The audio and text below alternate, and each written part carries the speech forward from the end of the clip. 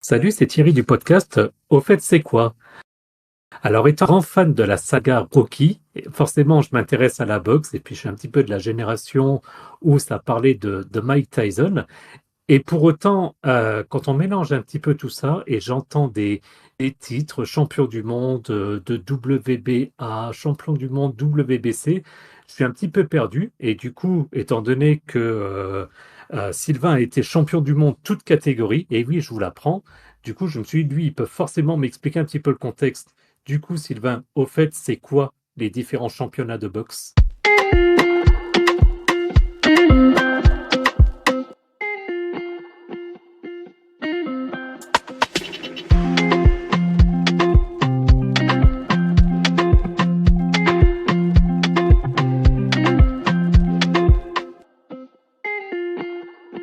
Salut Thierry, salut à tous.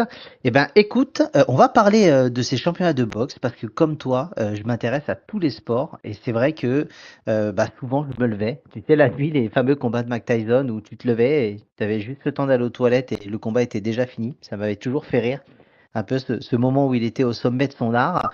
Et on va parler des différents championnats. Tu connais le principe de notre podcast. Je vais faire un bref historique de la boxe si ça t'intéresse. Est-ce que tu sais quand la boxe est référencée, on va dire, pour la première fois? Alors, je pense que c'est quand tu t'es frité avec un pote de quartier et tu l'as tellement massacré que du coup, ils en ont fait une compète. Ouais, c'est à peu près ça. Ça remonte à la Grèce antique. La boxe, à l'époque, était appelée Pygmakia. Donc, ça faisait partie des Jeux olympiques antiques dès 688 avant Jésus-Christ. Alors là, par contre, les combats étaient souvent brutaux, sans roues, ni catégorie de poids, et tu avais régulièrement des morts. Euh, T'as ensuite la Rome antique, qui ont adopté la boxe des Grecs et qui l'ont transformé en encore un spectacle encore plus violent avec l'introduction de protections rudimentaires malgré tout pour les mains, mais parfois renforcées de métal. Tu vois, ça restait Sympa. quand même compliqué. Exactement. La boxe moderne a été mise à l'honneur en Angleterre dès le XVIIIe siècle et ça a émergé justement. James League est souvent considéré comme le premier champion d'Angleterre de boxe à main nue. En 1743, tu as des règles. Jack Broughton, un champion de l'époque, introduit un ensemble de règles pour rendre justement les combats moins dangereux et interdisant notamment de frapper un adversaire à terre. Donc tu vois, ça date d'il y a un peu plus de 200 ans. Ben, c'est con, tu peux plus achever quelqu'un, quoi. C'est quand même dommage. Non. On bascule après sur les règles du marquis de Queensberry 1867. Ça a marqué une étape cruciale dans la formalisation de la boxe moderne. Ça introduit les rounds de 3 minutes avec une minute de repos, l'utilisation de gants et ça interdisait la lutte et les coups sous la ceinture. Et ces règles sont largement utilisées aujourd'hui dans la boxe amateur et professionnelle. Et puis depuis le 20e, 21e siècle, il y a un vrai essor mondial. Il y a de nombreux champions légendaires et surtout et c'est là le but de notre podcast, c'est la création de diverses organisations et de championnats. D'accord, ok, donc 20e, 21e, donc finalement assez récent. Et du coup, donc, je vois effectivement dans le conducteur, sans surprise, il y a des championnats amateurs et des championnats professionnels. Je t'écoute pour Exactement. pour les championnats amateurs, du coup. Alors, les championnats amateurs, tu as des championnats nationaux. Donc, chaque pays organise ses propres championnats amateurs. Donc, en France, par exemple, la Fédération française de boxe organise des championnats pour différentes catégories d'âge et de poids. On reviendra tout à l'heure sur les catégories de poids. Internationaux, et ça, je pense que tu en as entendu parler, les Jeux olympiques et les championnats du monde amateurs organisée par l'AIBA, c'est l'Association internationale de boxe amateur. Ce sont les compétitions les plus prestigieuses. Je sais qu'aux Jeux olympiques, tu ne peux pas boxer si tu es professionnel. Tu dois avoir le statut amateur. D'accord, je savais pas en fait. Je savais pas du tout. Et ce qui fait que souvent, tu as beaucoup de boxeurs qui finissent leur cursus amateur par les Jeux olympiques pour ensuite aller signer des contrats dans des organisations professionnelles. Tu as également des championnats d'Europe amateurs qui existent. Voilà, donc tu as vraiment un côté national, international et européen ou continental, on va dire. D'accord. Et ensuite, championnat professionnel, donc ça, on en a parlé avant l'enregistrement de l'épisode, c'est finalement Ouais. assez particulier. C'est pas des comme la majorité des sports où tu as des championnats de différents niveaux, etc. Là, c'est plutôt comme des espèces, quelque part, on pourrait dire, de licence privée, quelque chose comme ça, c'est ça?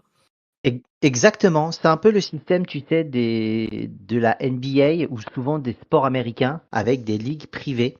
Tu as 4 organisations mondiales majeures. Donc tu as la WBA, la World Boxing Association, qui est fondée en 1921. Alors c'est la plus ancienne fédération de boxe de la planète.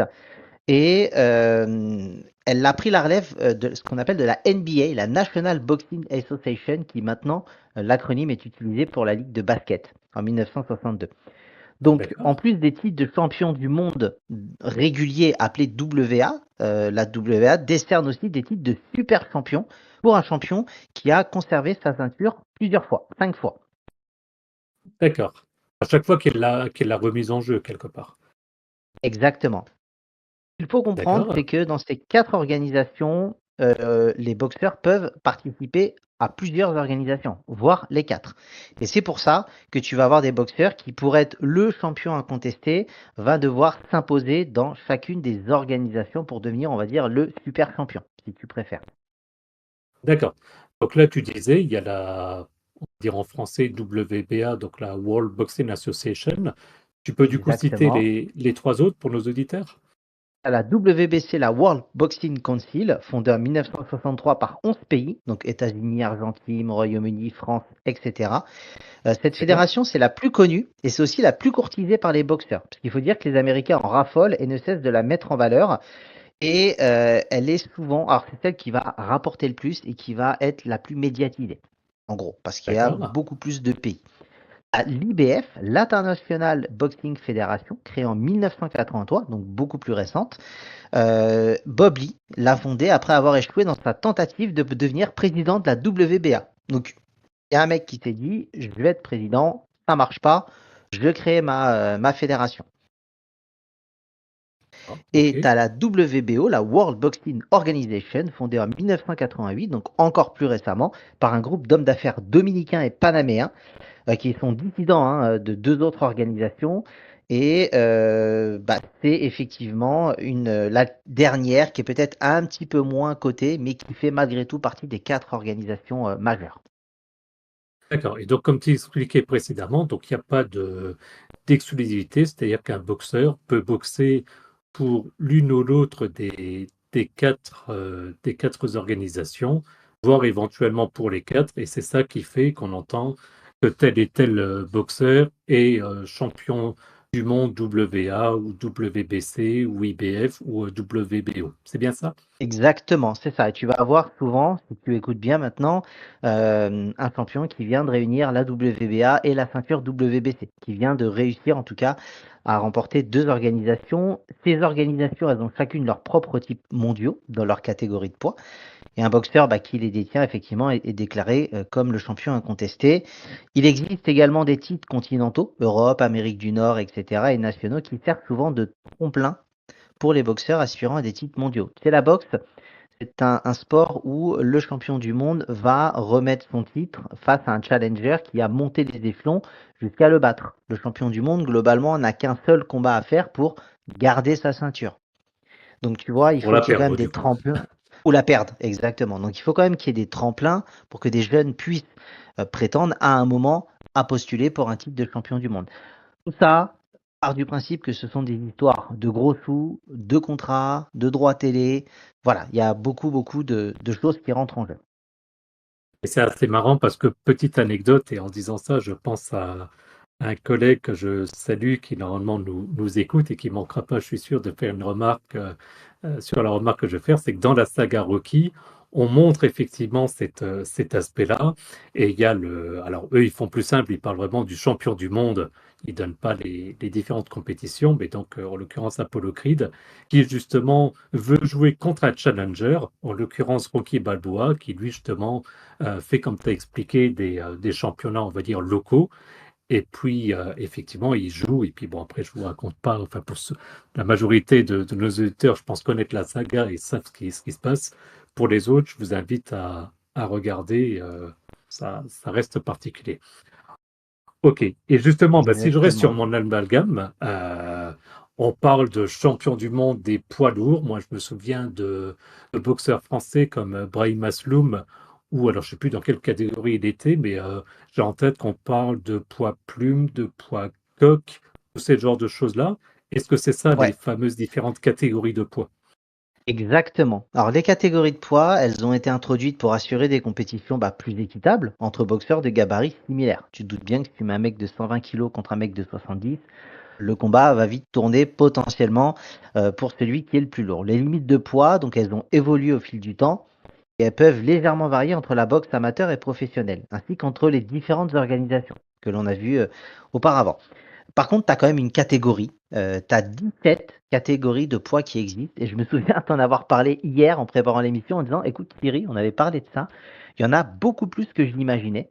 Parce que si tu as 4 organisations et 17 catégories de poids, bah, ça te fait 68 titres de champion du monde à distribuer. Potentiellement, oui, parce que ça fait une matrice, donc c'est logique. Euh, je me fais d'ailleurs la remarque à chaque fois, on prend des exemples avec des boxeurs masculins. J'imagine que pour la boxe féminine, je sais que ça existe, mais j'imagine que c'est géré à peu près de la même manière, à peu de choses près. Toujours pareil, exactement. C'est une question d'équité. En termes de poids, je ne vais pas t'égrener les 17 catégories. Sache que la plus C'est légère, gentil. c'est la catégorie paille, on va dire. Alors, c'est francisé, peut-être que les Anglais, en tout cas les anglophones, me taperont peut-être dessus. Minimum weight, qui s'appelle, c'est 47,6 kilos. Donc, ça commence à partir de ça. Alors, si tu es en dessous, peu importe, hein, tu as le droit. Bien Par sûr. exemple, la catégorie juste au-dessus, c'est Mimouche, 48,9. Et donc, tu as à peu près tous les 1 kg et puis ça va augmenter de plus en plus. Effectivement, pour passer, donc, comme tu en parlais tout à l'heure, Coq, par exemple, c'est 53,5 kg. Tu as Plume, 57,1 kg. Et après, tu as du mi-lourd et ça va jusqu'au lourd. Là, c'est plus de 90,7 kg. Donc, tu vois, on est quand même sur une palette de 47,6 à 90,7 kg. Maintenant, si tu fais 110, les lourds souvent dépassent les 90 kg, hein, bien évidemment. C'est juste qu'ils sont dans la catégorie des lourds. Et souvent, c'est le titre le plus coté parce que tu as les boxeurs les plus puissants et tu as quand même parfois à ce moment-là quelques différences de kilos. Et tu as parfois même des mi-lourds qui ont réussi à réussir à battre des lourds. Enfin, tu as parfois des spécificités. Tu sais, des gens même qui ont réussi à prendre du poids par la suite et à gagner dans différentes catégories. C'est assez technique, mais c'est assez intéressant à découvrir. Oui, j'ai deux remarques par rapport à ça. Moi, ça me fait toujours sourire les terminologies qui sont utilisées, genre les poids mouches, 52 kilos maximum. Je suis juste en train d'imaginer une mouche de 52 kilos. C'est Ouais, une belle bébête. c'est clair. Et, Poids léger, et 61,2. Et donc, ouais, voilà, tranquillement. Et puis, je sais que c'est pour ça aussi qu'on voit justement la pesée des boxeurs. Alors, désolé, à chaque fois je dis les boxeurs, c'est pareil pour les boxeuses, évidemment, mais je généralise. Euh, mais je vois les images où effectivement ils sont à la pesée, ils sont pesés en public, surtout dans la partie américaine, souvent. Et j'imagine qu'ils doivent suivre un régime très particulier pour justement pas dépasser, parce que comme ça se joue à 1,5 kg, bon, bah, potentiellement ça va très vite. Je pense qu'ils avalent pas un kebab ou une pizza ou un McDo ou équivalent, juste avant un combat, parce que ce serait quand même moche d'un coup de devoir passer une gamme au-dessus. Non, exactement. C'est vraiment très structuré. Puis, tu as souvent même malheureusement des dérives.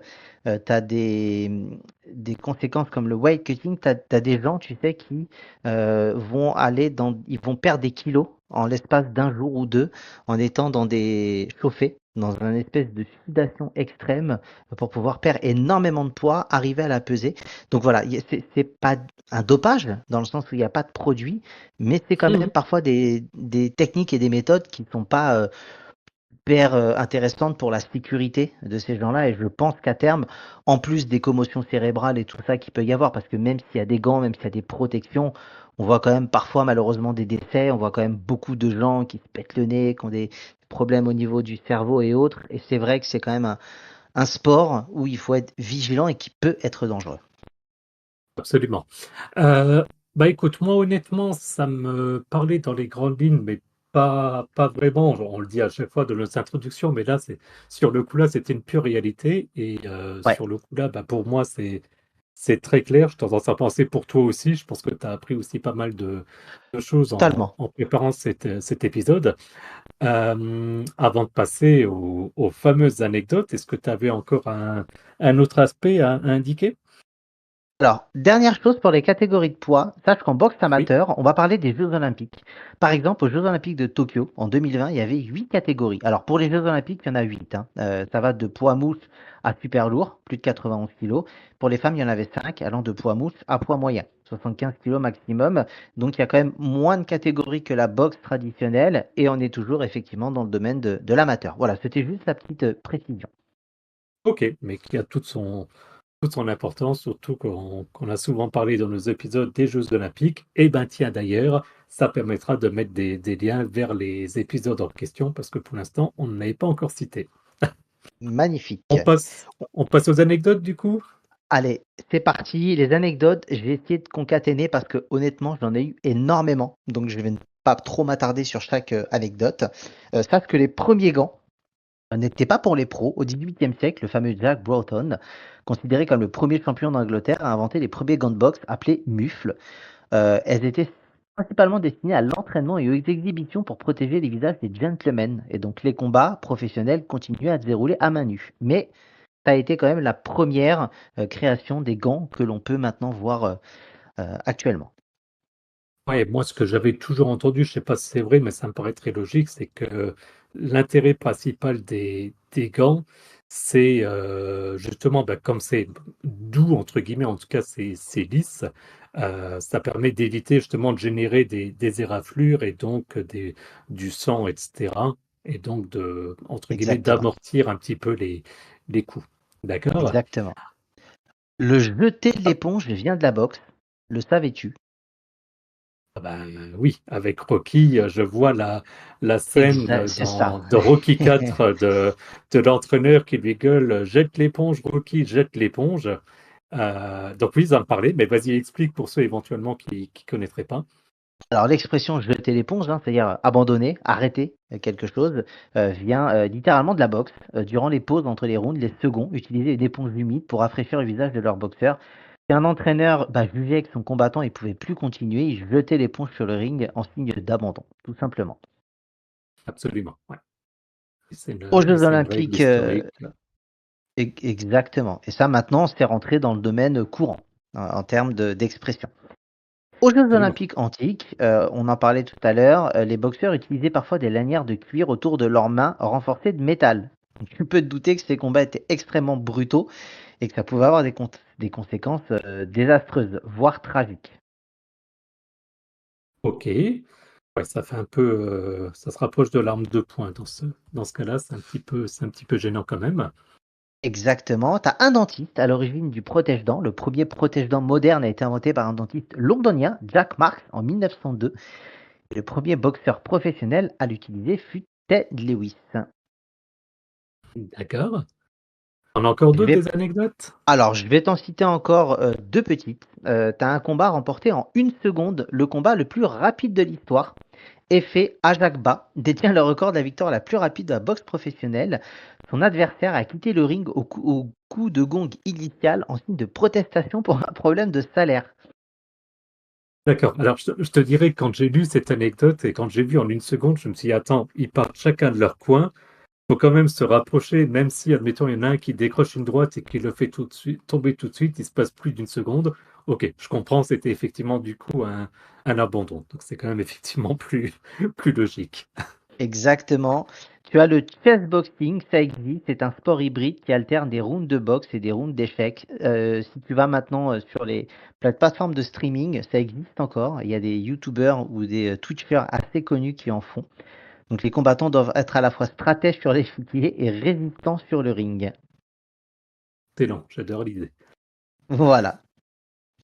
Pour moi, c'en est tout. J'avais encore d'autres anecdotes, mais honnêtement, ça ferait trop long et je vous invite à aller les rechercher de votre côté. Je pense que j'en ai cité suffisamment. C'était pour moi les plus pertinentes. Voilà. Est-ce que tu as peut-être toi d'autres questions ou informations, Thierry? Ah, je t'avouerai que je suis en train de regarder rapidement les autres anecdotes, mais du coup, eh ben, je dirai rien si éventuellement j'invite les gens qui seraient curieux à venir sur notre Discord pour demander, et on se fera un plaisir à ce moment-là de divulguer les autres anecdotes que tu m'as indiquées. Tu as vu, j'essaie de trouver des solutions pour attirer les gens. On en mettra une petite mercredi sur les réseaux sociaux au moment de la sortie de l'épisode, en Eh ben allez, commentaire. on est d'accord, je te laisserai faire. Très Merci en bien. tout cas, Sylvain. Je t'en prie. Et puis bah retrouvez-nous comme d'habitude après le générique pour différentes infos complémentaires.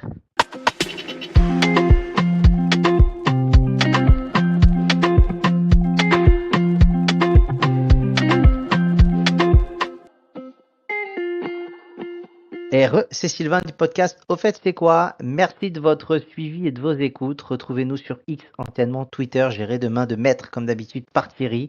Donc suivez les réseaux sociaux, suivez ce que nous faisons. N'hésitez pas à partager, vous abonner, retweeter. Ça nous fait beaucoup de bien et ça nous permet d'avoir un petit peu plus de visibilité. Merci à vous en tout cas et à toi Thierry. Merci Sylvain. Donc évidemment, comme d'habitude, rendez-vous sur notre site internet www.auffaitc'estquoi.fr pour retrouver les liens de notre podcast en fonction de votre application préférée, le lien vers notre chaîne YouTube, notre compte X, anciennement Twitter, notre page Facebook. J'ai d'ailleurs vu que quelqu'un s'est abonné dans la semaine, donc merci à lui.